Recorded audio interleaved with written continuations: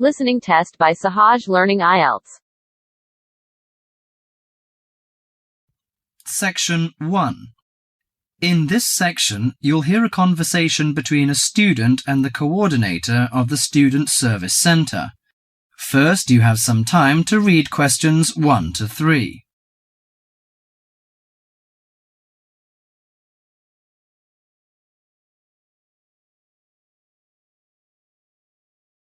Now listen to the conversation and answer questions 1 to 3. Hi, sit down please. How can I help you? Thank you. I'm a student in the sociology faculty. I'm coming to ask for some information about renting a room in the college or near the campus. My name is Sarah. Yes, Sarah. How long have you been here in Sydney? You are not new, I suppose. No, I'm in my second year. I came to Sydney 18 months ago from Korea. Where are you living now? I live with my aunt in my cousin's room. It's pretty nice to live with my relatives, but unfortunately my cousin has finished his term and is returning from Britain next week. I have to rent a room for myself.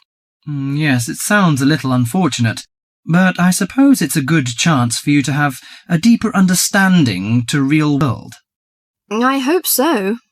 Well, what sort of thing are you looking for? What we provide ranges from shared flat to homestay. And of course we have houses with gardens if you like. No, the house with a garden is obviously out of my price range. Shared flat is not bad, but I prefer a homestay. I enjoy the feeling of living with the family. When do you plan to begin the rent? Next week, you just said? No, my cousin is arriving by next week, so I hope to move out by this weekend. This weekend, okay. The main area we deal with is around the university. Around the university, aha. Do you have anything near the northern gate of the university? You know, the sociology faculty is near the northern gate.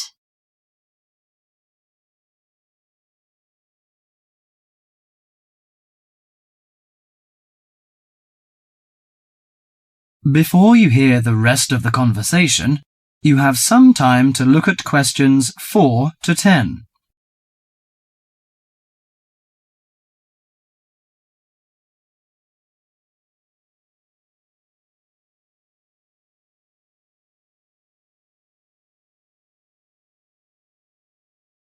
Now listen to the conversation and answer questions 4 to 10.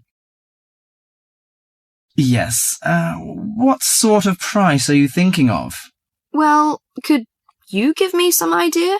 You know, I have no experience of renting a room. I don't know what price is reasonable, but I hope it's not over $300. I see. Usually the homestay ranges from $180 per month. Only $180? Yes, to $350 depending on a number of different factors. What does it depend on? Well, obviously the quality of the house, the facilities and extra services. Oh, I don't care about the quality very much, as long as it's clean. As to the facilities, I want the room with the separate bathroom. Kitchen isn't a necessity, because I don't want to cook by myself. I hope to have meals with the family if possible. Okay, let me check the files. Yes, I think this one might suit you. It's a family house with 2 vacant bedrooms. How about the owner of the house? I mean, is it a family or... According to the file, it is a retired lady. She wants to find college students as tenants. That's great. What's the condition of the rooms? The bigger bedroom is furnished and with a bathroom, and the rent is $320 per month. The smaller one charges $250. It is furnished too, but without bathroom. Oh, $320. It's a bit out of my range, but I think I prefer the bigger one. How about the meals? Well, the rent includes breakfasts and suppers. No lunches, however. You have to buy your lunch. That's no problem. I usually have my lunch in the college cafeteria. And that doesn't cover the water bill and electricity fee, but the laundry is included. Fine. Could you tell me the address? Yes, it's on 323 West Park Road. Let me get that down. 323. Okay, It's near the university. So, when can I have a look at the room? You know, I'm a little pressed for time. The file says the landlady is in every afternoon. So this week, say Friday? Oh, I'm afraid I can't make it then. I have a lecture on Friday afternoon till 5:30. How about Thursday? Okay, that's fine. Would 5 be okay? Yes, fine. Just come here. Yes, here in the student service office. Oh, before I forget, before moving, you have to pay 1 month's rent in advance. Really? Oh, I didn't know that before. Could I ask why? As the deposit. You know, in case you damage the property or move out without giving notice. Usually this doesn't happen, but standing in the owner's shoes... Yes, I understand it all. So that's $320. Okay, I'll take the money if I'm satisfied. Well, a word of advice. Don't forget to get a receipt when you pay the deposit or rent. Yes, thank you so much. That is the end of section 1.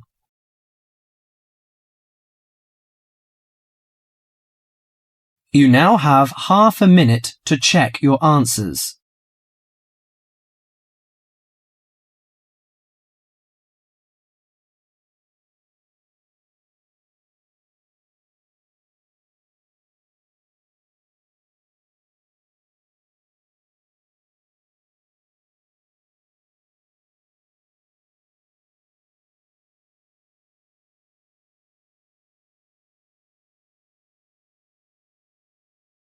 Now turn to Section 2. Section 2. You are going to hear a talk given by Madeline. She is going to introduce the recreational facilities on campus and in town. First, you have some time to look at questions 11 to 20.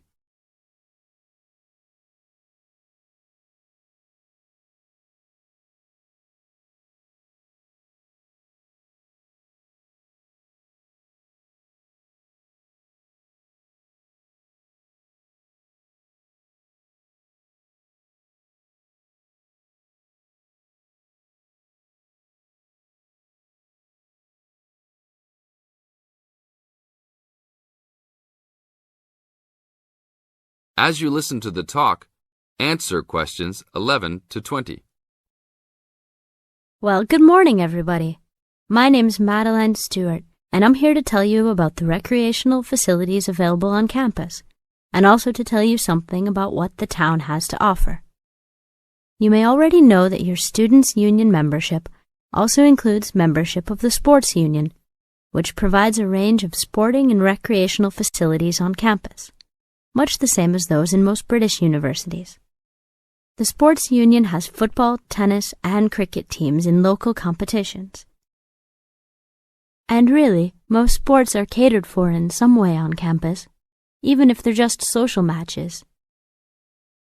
In the building itself, there are fitness classes and a full gym, including weights. The Sports Union can also provide cheap tickets to some major sporting events.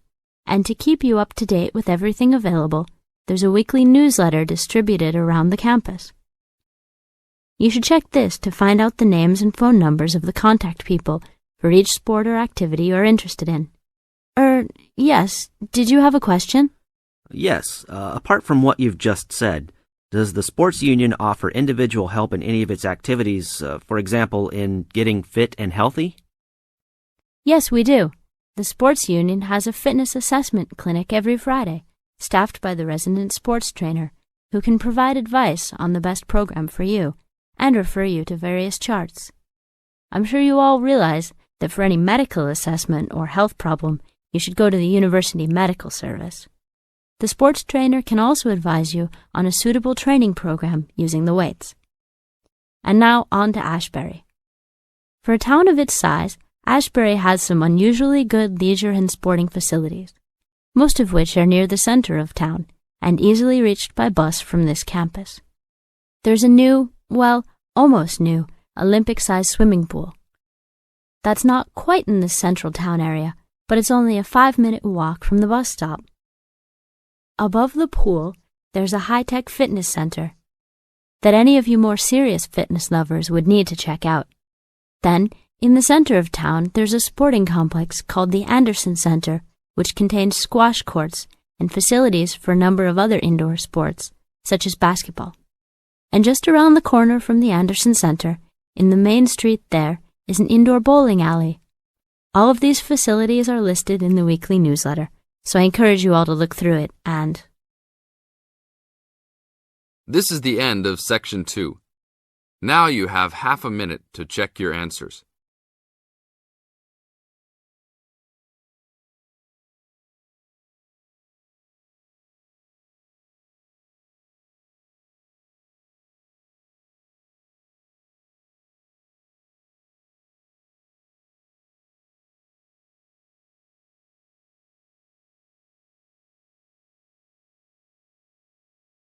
Now turn to Section 3. Test 7, Section 3. You will hear two business studies students discussing a presentation they'll do on an article on working effectively in groups. First, you have some time to look at questions 21 to 26.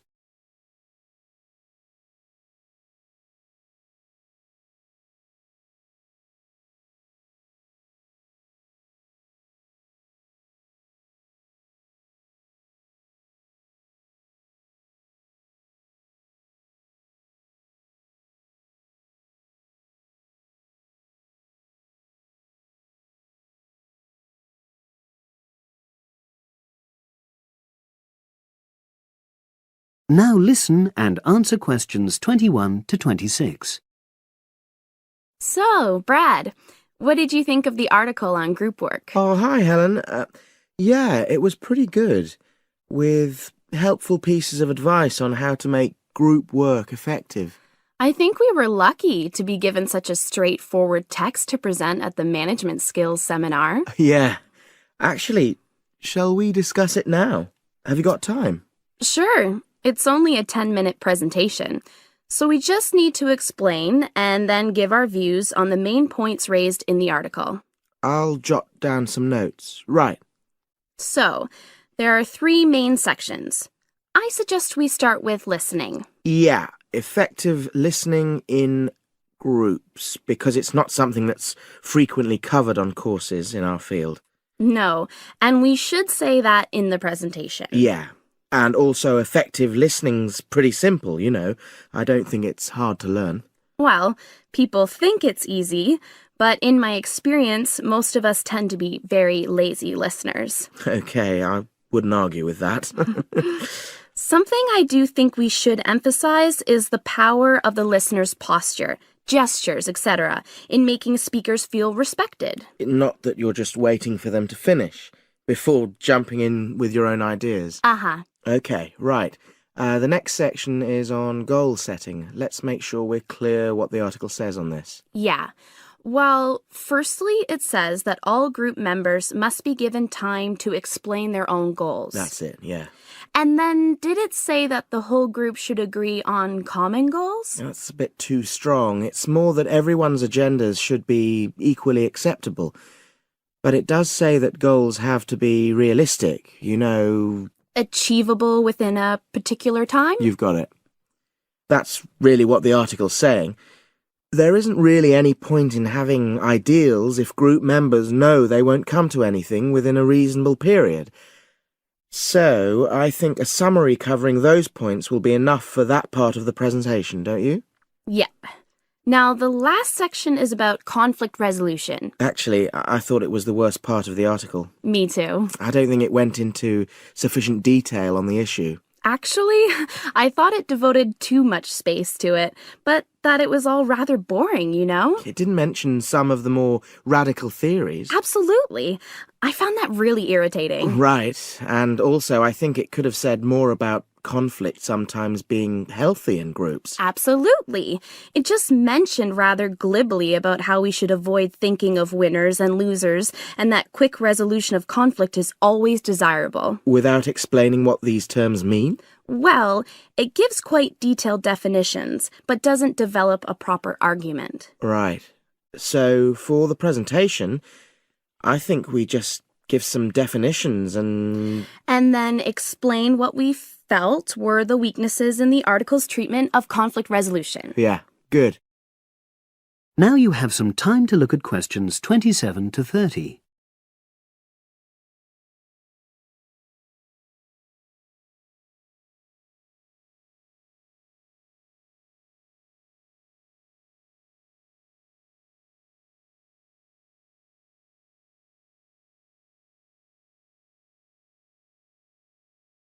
Now listen and answer questions 27 to 30. So, let's think about what we have to prepare for the actual presentation. Well, I suppose we'll use PowerPoint, but I'm hopeless at using it, especially if it has any visuals. I really have to look into doing a course on it because I know I'll need it in the future. Don't worry, I'm quite happy using PowerPoint and I'll put it together when everything else is ready. That's a relief. But yes, do that later. Okay. Now, I heard the tutor saying we have to include some well-chosen quotations from the article. I'm not sure if we do. I'll email him to find out. No need, I can just have a look at the specs he gave us when he set the task. That'll be quicker. But the tutor definitely said we have to prepare a handout to go with the talk. I'm not really sure how we do that. Sarah did one last year. Who's she? She's doing the same option as me on marketing. I'll ask her advice on what to include. Great. So that just leaves the bibliography at the end. I suppose it'll mainly be articles. Yeah. So we'll just look on the web, and we can leave that till later. But we've been advised against that. Well, we could have a look through some journals in the library. I think we should start by looking through module handbooks. I think that'll give us some good leads. Yeah, you're probably right. So that's all the topics. That is the end of section 3. You now have half a minute to check your answers.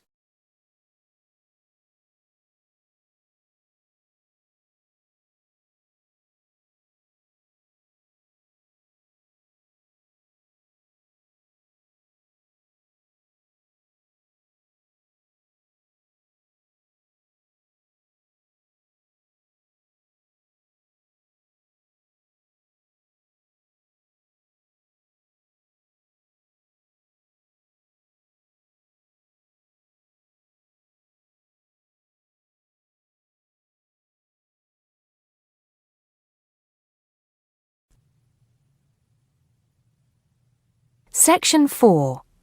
You'll hear a lecturer talking to students about sport in Ireland.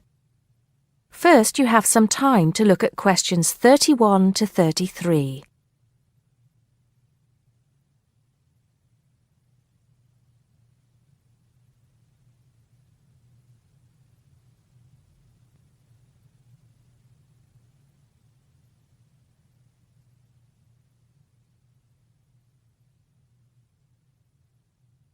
Now listen carefully and answer questions 31 to 33. Now, today we're going to be finding out about the most popular sports in the Emerald Isle. That's Ireland, of course. Can you guess what they are? Well, there are these two lesser-played games, a form of rounders and Gaelic handball. But we'll start with one which is perhaps over 3,000 years old. Arriving in Ireland with the Celts, some claim. That may be a slight exaggeration, but I consider it to be the fastest field game in the world, and it goes by the name of hurling. Well, that's what it's known as in the English-speaking world anyway. So, what do you have to do? You've got 15 players on a team, one of them the goalkeeper. Each one has a stick called a hurley. Here you are. I've brought mine along. Had it since I was at school. This is what it looks like, and basically you have to get this ball, called a sliotar, that's S-L-I-O-T-A-R, so it's not spelt the way it's pronounced. You hit it into the net for 3 points, or you can hit it over the net for 1 point. The goal looks like the letter H, with the net under the crossbar. The goalie has a bigger stick than the others to help keep the ball out. You can also catch the sliotar and run with it for 4 steps maximum, or bounce it on your stick. Is that clear to you all? I'll be showing you a video a bit later so you can see what a game actually looks like. You might like to think of it as a mixture of lacrosse, hockey, and baseball. Oh, and it's played by women too, but it goes by the name of camogie in that case. Before you hear the rest of the talk, you have some time to look at questions 34 to 40.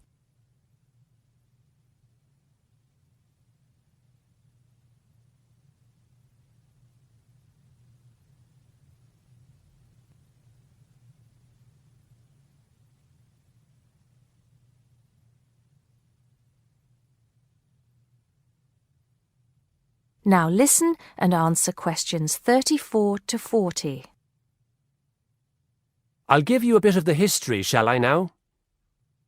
Generally, the golden age of the game is considered to be the 18th century. But systematic rules were first agreed and drawn up at that great shrine of learning, Trinity College Dublin, in 1879, founding the Irish Hurling Union, closely followed just a few years later by the formation of the Gaelic Athletics Association.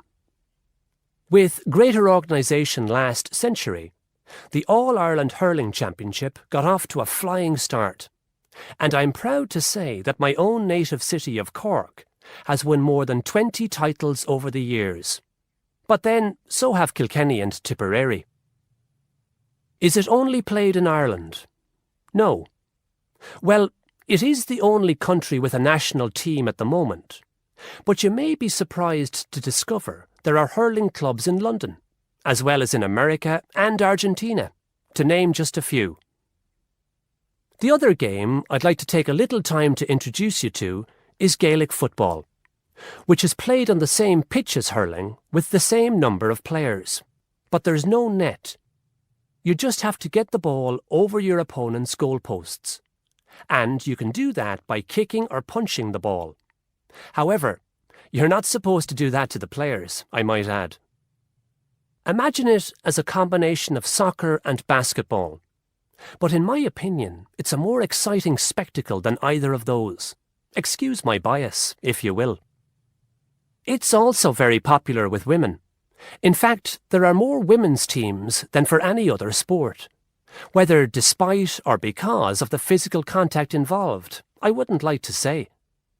They do play a shorter game, 60 minutes, rather than the men's 70. So, let's have a look. If we can have the lights down, I'll see if I can get this technology to work. That is the end of section 4. You now have half a minute to check your answers. Please comment your listening test band score. You can get free evolution of speaking and writing by joining our